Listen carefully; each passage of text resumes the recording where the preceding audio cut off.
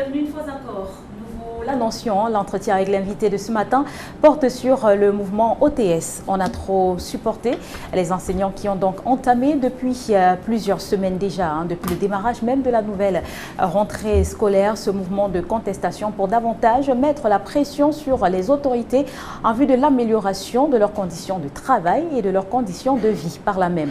Et donc nous recevons ce matin un enseignant, Jacques Bissoan, qui est également membre de ce mouvement OTS. Bonjour. Bonjour Gladys Sidier, bonjour à nos millions de téléspectateurs et particulièrement bonjour à ces seigneurs de la CREC qui se sont levés et d'une seule voix ils se sont levés pour manifester leur cri de guerre, leur colère vis-à-vis du gouvernement qui semble être lancinant face à nos revendications.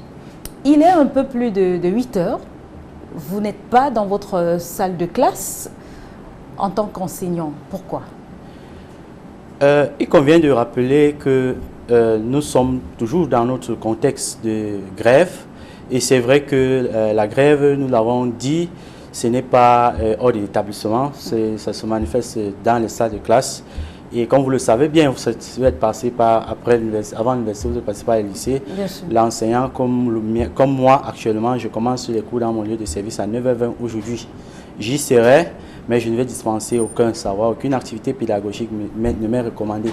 Il m'est proscrit par mon syndicat de mener aucune activité pédagogique simplement parce que le gouvernement tend à répondre par la sourde oreille vis-à-vis de nos revendications.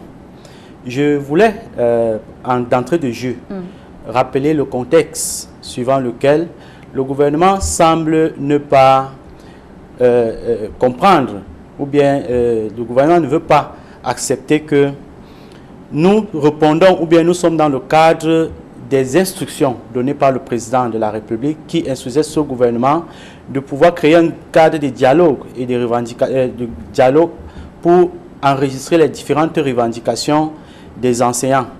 Et il a donc signé le 9 mars 2022 une instruction qui leur donnait le Premier ministre à créer ou à enregistrer les revendications des enseignants. C'est donc dans le sillage, c'est dans le cadre où nous avons remarqué que le gouvernement semble être sourd face aux revendications ou bien face aux instructions, haute instruction du président de la République que nous avons constaté 16 mois plus tard que aucune de nos revendications n'a été prise en compte, encore moins nous avons été approchés par le moindre pépin, au moindre contact pour nous expliquer ne serait-ce que ce qui ne va pas. Nous avons donc, face à ce délaissement, nous avons entamé une large consultation où nous avons consulté les enseignants et à 95% ils étaient pour la grève. Il faut que je plante le décor parce que si à 95% tous les enseignants étaient pour la grève, nous nous sommes rendus compte du triste constat que nous, après avoir lancé la grève le 4 septembre, nous avons essuyé des intimidations. À savoir, voyez-vous, au lycée bilingue d'Ayos, par exemple, nous avons un commissaire qui a essayé de convoquer les enseignants et heureusement, il a été rattrapé rapidement par son procureur ou par son préfet. Nous avons actuellement à Garoboulaye où un commandant de brigade agissant sous tutelle de son procureur convoque notre enseignant Njoya pour faire le concernant simplement parce que le collègue Njoya est le premier enseignant OTS à appliquer le mot d'ordre de grève et le commandant s'est rendu compte, ou bien son autorité, le proviseur s'est rendu compte que le lendemain, il a fallu juste que M. Njoya s'affiche pour que le lendemain, tout l'arrondissement et tous les lycées de la zone, les enseignants soient impliqués. Et donc, ils brillent une fois de plus par ces intimidations. Ce type de menaces qui nous font comprendre que nous sommes sur la vraie voie. Et nous ne considérons pas, nous recommandons juste à nos syndicalistes de rester très silencieux vis-à-vis à une quelconque influence, intimidation ou bien menace. Par contre, pour ce qui est de la région du littoral, nous avons le délégué régional d'enseignement secondaire du littoral qui a convoqué, sorti une note invitant les chefs d'établissement de sa circonscription administrative de convoquer les enseignants pour discuter. Voilà le cadre dans lequel nous pouvons au moins demander à Mme le délégué de nous renvoyer plutôt la réponse à nos différentes revendications. Si c'est pour lire ce qui a été validé dans notre proposition du statut spécial, nous pouvons comprendre que nous allons échanger. Et nous croyons que c'est d'ailleurs la tutelle qui est indiquée pour échanger avec les enseignants. Donc, dès aujourd'hui, les enseignants qui devront être convoqués par leur proviseur devront simplement orienter ou bien s'attendre à ce que leur chef d'établissement leur brandisse la monture du statut particulier de l'enseignant afin qu'ils nous disent à quel niveau ils sont avec la validation de ce statut et qu'on nous dise aussi qu'est-ce qui est qu'en est-il des paiements des aérés de salaire. Parce que justement, c'est l'occasion pour nous de revenir sur vos différentes revendications. Vous avez dit dans votre propos tout à l'heure que toutes les revendications qui avaient été nommées dès le départ, aucune d'entre elles n'a été respectée. Est-ce qu'on peut revenir sur ces différentes revendications-là? Oui, en 2022, en février 2022, lorsque nous entamions déjà OTS épisode 1, il était question qu'on puisse payer les aérés de salaire, on puisse payer les aérés d'avancement et les rappels d'avancement, qu'on puisse signer et adopter le statut particulier de l'enseignant. Il faut le dire, sur ces trois éléments que je viens de citer, il y a un élément qui a trouvé un début de solution, à savoir les aérés de salaire. Ouais. Puisque ça, il faut le reconnaître, ces aérés de salaire ont été soldés au moins à 80%, sauf qu'il faut aussi le signaler d'emblée que sur ce point-là aussi, nous avons des promotions 2021 et 2022 qui sont rentrées dans la même danse, c'est-à-dire qu'ils n'ont encore ni salaire, ni allocation, ni aucune prime, alors qu'ils sont en train de travailler, ça fait déjà bientôt 48 mois. Est-ce que ça veut dire que notre grève visait juste à éponger les dettes qui précédaient les années 2021 pour recommencer dans le cycle en 2022 et que ce que nous demandons, le paiement des aérés d'avancement, ce n'est pas une requête, alors nous nous sommes sentis trompés par notre gouvernement et nous sommes levés comme un seul homme pour revendiquer. Gladys, permettez-moi de signaler que nous entamons effectivement la 3e semaine de grève, oui, et nous sommes à un tournant décisif. Voyez-vous, les syndicats se sont ralliés à la cause, ce qui est noble. Nous savons d'ailleurs que malgré 3 semaines, nous avons vu une sortie des autres syndicats classiques qui sont dans la scène éducative depuis plus de 20 ans, 25 ans, même si les lignes n'ont pas bougé, ils sont là. Mais 3 semaines après le lancement de notre grève, ils sont ralliés à nous. Sauf qu'on voudrait éveiller la tension de nos enseignants syndicalistes que le mot d'ordre de grève vise à 2 choses. D'abord, la signature, et nous insistons sur ça, la signature du statut particulier de l'enseignant et aussi le paiement de tous nos aérés.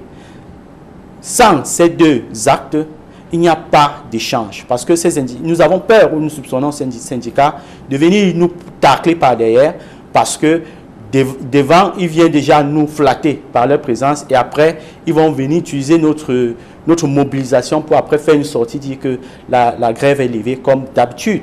Alors nous allons donc nous désolidariser de toute forme de communication qui tend à ne pas tenir en compte ces 2 réclamations, c'est-à-dire le statut particulier spécial de l'enseignant, d'une part, le paiement des dettes. La preuve en est que pour ce qui est des communicants de OTS, nous sommes en train d'insister sur ça aussi, c'est que nous connaissons déjà des enseignants qui communiquent au nom du mouvement OTS, qui sont M. Aïssi, M. Ndjoya dans le Grand Nord, M. Bissoron que je suis, et M. Gouet du lycée bilingue d'Équité. Voilà les 4 principaux. Il y en a d'autres que l'opinion publique a côtoie ces derniers moments. Mais M. Bissoron, on a eu l'impression justement avec le ralliement à votre cause des syndicats que c'était une manière de mettre davantage la pression sur le gouvernement, parce que les syndicats annoncent également des actions fortes d'ici le 5 octobre qui est dédié aux enseignants. Vos craintes, pourquoi avoir peur justement que les syndicats se rallient à votre cause aujourd'hui? Nous ne trahissons pas un secret. Il est vrai que, vous voyez par exemple, le secrétaire général du syndicat du CNAS, syndicat des enseignants de l'enseignement secondaire, nous avons saisi une de ces informations où il taxait le mouvement OTS d'un certain mouvement OTS qui vient ravir la vedette. Ça, c'est vrai que c'est une conversation dans le forum, dans un de ces forums. Rien d'officiel donc. Bon, oui, c'est rien d'officiel. Oui. Mais compte tenu de cela et de ses antécédents, puisque c'est, comme je vous annonçais, c'est un syndicat qui est en place depuis 2017 et nous ne connaissons pas jusqu'à date leur fait d'âme.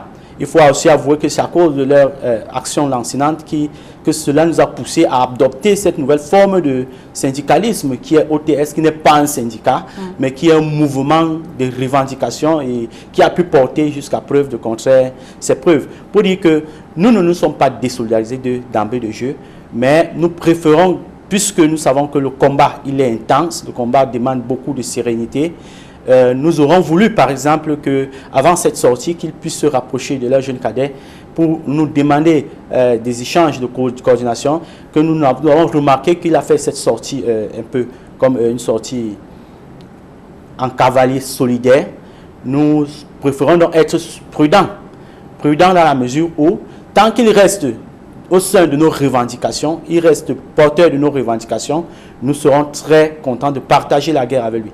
Mais dès qu'il pourra, nous attirons l'attention des enseignants, dès qu'un responsable syndical, même un enseignant OTS, va se prononcer contre les revendications ci-dessous citées, nous allons nous désolidariser de lui le plus tôt possible. Et face à la pression, justement, dont sont victimes les enseignants grévistes, entre guillemets, du moins ceux qui suivent votre mouvement OTS, vous n'avez pas peur que le mouvement ne s'essouffle au fil des semaines? Il y a des demandes d'explications qui sont servies, il y a des convocations qui sont servies, entre autres.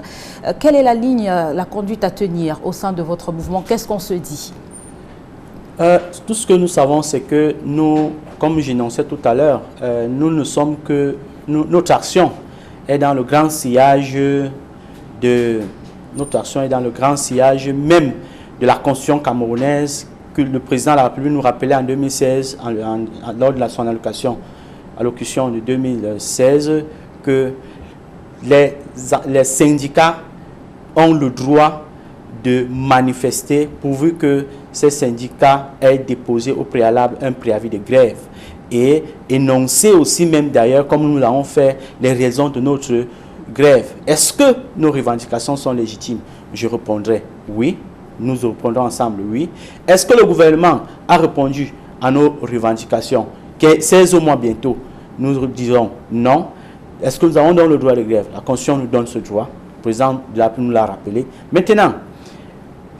Maintenant que comme d'habitude d'ailleurs, le gouvernement est là, nous savons, moi je suis conscient que bientôt ils pourront même couper ce salaire et nous sommes prêts. Nous sommes prêts à payer le prix le plus cher simplement parce que nous voulons redonner la dignité à l'enseignant et redorer le blason de l'enseignement au Cameroun.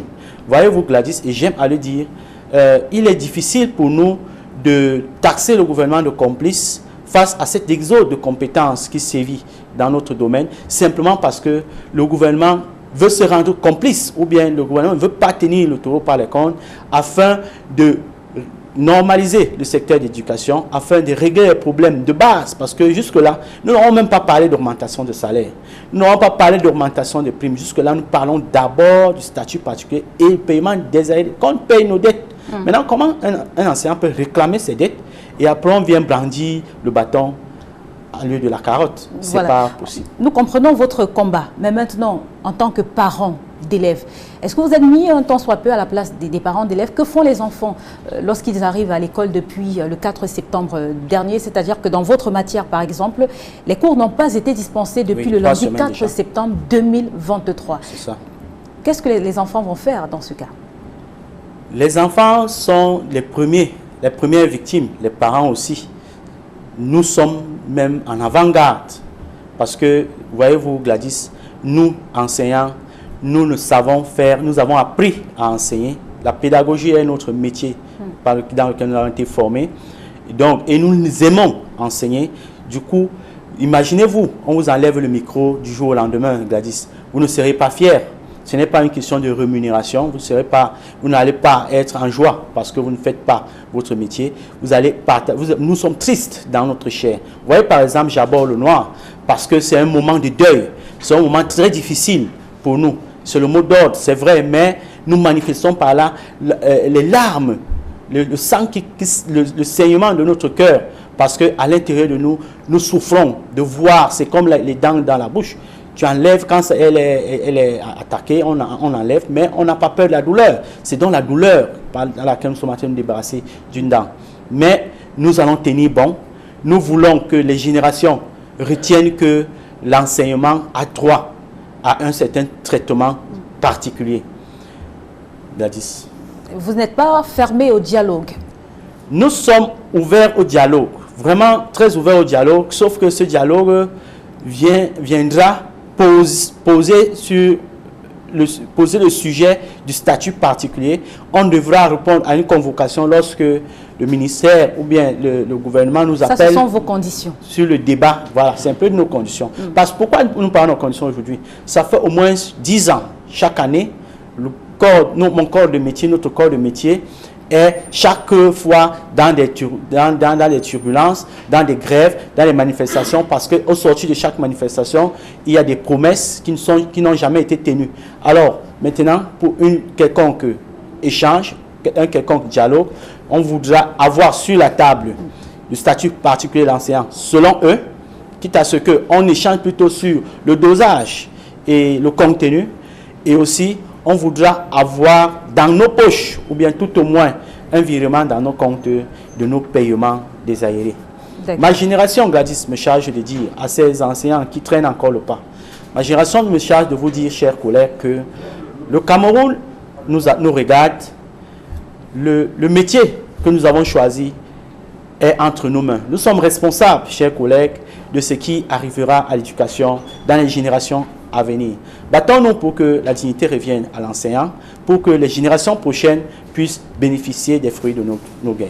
Monsieur Jacques Bisson, merci d'avoir répondu présent à notre invitation ce matin. Merci Gladys pour l'invitation. Merci à nos millions d'enseignants qui se battent sur le terrain pour se faire entendre. Merci à nos millions de téléspectateurs. Mesdames et messieurs, c'était donc l'entretien avec notre invité du jour concernant cette actualité brûlante au sujet du mouvement OTS.